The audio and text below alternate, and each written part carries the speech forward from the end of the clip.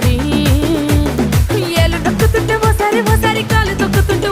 ఓసారి నువ్వు పక్కనుంటే బ్రతొక్కసారి వచ్చుండాయి ఫీలింగ్స్ వచ్చి చంపేస్తుండాయి ఫీలింగ్స్